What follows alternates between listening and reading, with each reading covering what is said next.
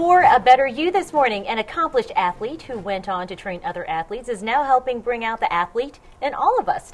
Our guest is Vaughn Bethel, CEO and founder of Performance QSA. Thank you so much for being here. Oh, thanks for having me, Myra. Sure. Could you tell us a little bit more about Performance QSA? What does QSA stand for? Well, QSA stands for Quickness, Speed, and Agility, and the performance came from when I finished school and when I graduated from Furman University, I started training a lot of competitive athletes. And most of them came to us because they wanted to improve their performance. So we said, obviously, they need quickness, they need speed and agility. So performance, quickness, speed, and agility. Well, you let me come into your gym off of Keith Drive and North Pleasantburg Drive in Greenville yesterday. And why don't we take a look inside, because there are also signs of things that show that you know what you're talking about when it comes to being an athlete. What is that?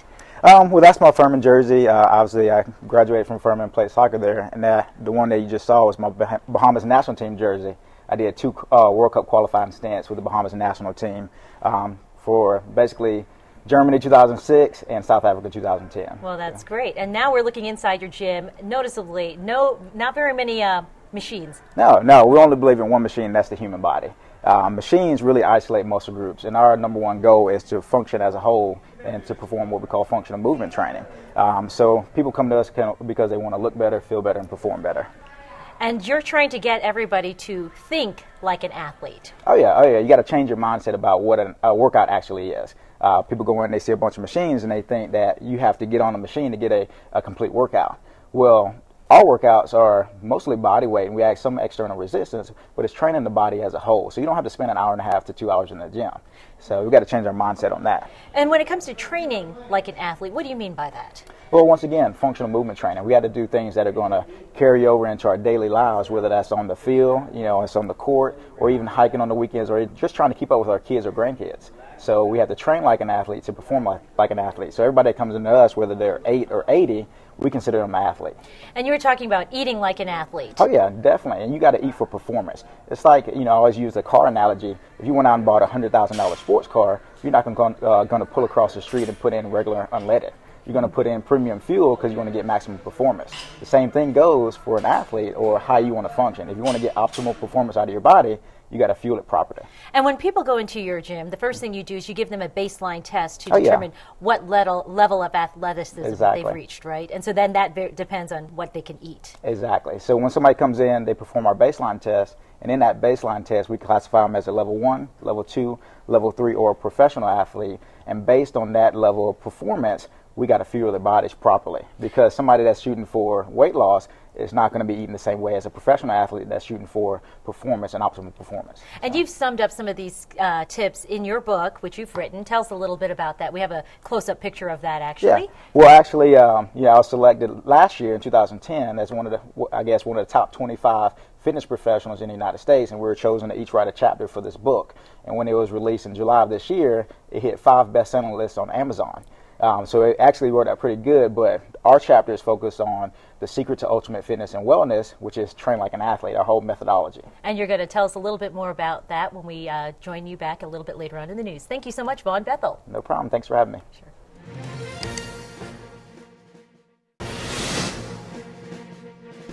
For a better you this morning, Vaughn Bethel is someone you could call a star athlete who became a trainer to star athletes and is now bringing out the athlete in all of us. Thank you so much for being here this morning. Thanks for having me. Sure. So one of the things that comes up when you're training people are these two not quite appetizing looking things right here. Well, they don't look very pleasing, but if you look at this one right here, this is a pound of muscle.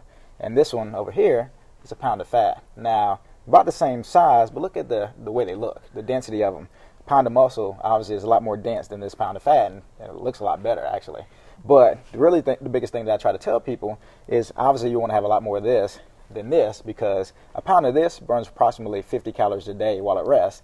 A pound of this does virtually nothing. Some people say it can burn up to 2 calories a day while it rests, but to me, that's nothing. Right. Well, you have written a chapter of this best-selling book here. I have. Where you bring out 3 things that people need to know, 3 things behind your secret workout. Yeah. But you're going to share that with us today. Oh, yeah, definitely. Okay. So it begins with your dynamic warm-up. Is that correct? Well, a proper warm-up is meant to get your body prepared to do the movements that you're about to partake in the actual exercise or workout itself. So it's meant to get your core body temperature up, your heart rate up, get a little sweat going but also do some exercises that mimic the movements that you're about to perform. Yeah. So that's very important. Yes. Now, when you raise your body core temperature, how long are you working at doing that with your workouts there? Well, a typical dynamic warm-up takes anywhere from 10 to 15 minutes, depending on the intensity of it. And, obviously we want to go through those dynamic or, active stretching techniques rather than just sitting on a treadmill for 5 to 10 minutes. And the only reason you have treadmills there is because it's an alternative for people who have injuries or something else where they can't do all the full body workouts that you have. Of course, yeah. We have over 300 clients. We have 3 treadmills. Now, obviously, if we focus just on treadmills and exercise bikes and things such as that, we wouldn't have nearly as much equipment as we need. The only time those treadmills get used, or the bikes and elliptical get used, is for somebody that's coming back from an injury, so they need, non-impact exercises to help get them back to where they want to be. So moving on to your workout now, what are the components involved with your workout? Well, the biggest thing is you have to have, the exercises have to be functional, meaning that whether you're going out and playing a sport, whether it's a recreational sport or a competitive sport, or you want to go hiking on the weekends, or, do everyday things such as walk up a flight of stairs, they got to mimic those exercises. So what your workout does is you're actually preparing the body to do normal things. Exactly. And it also involves high intensity interval training, and then you also want to establish what is the afterburn effect. Okay, well, your exercise has to be to a certain intensity to where when you get done with the actual exercise, you're going to burn more calories after the workout than you did in the actual workout. So say, for instance, if you went out and ran 3 miles, well, you can't be very intense for a 3-mile pace because it's going to take you about 20 to 30 minutes to run 3 miles, depending on who you are. Well, when you do high-intensity exercises that take the heart rate way up here and deviate so much above your normal state, what it does is, even though the workout's only 30 minutes, and you may burn 200 to 300 calories in that 30 minutes, after you get done, it can take up to 38 hours for your body to regulate itself back down to normal. Great, and of course you want to make sure that the cool down is also very important. And tell us where we can find your book. Well, you can find our book at our website on greenvillepersonaltraining.com or greenvillepersonaltrainers.com or performanceqsa.com. Also, you can go get it on amazon.com as well. Thank you so much, Vaughn Bethel.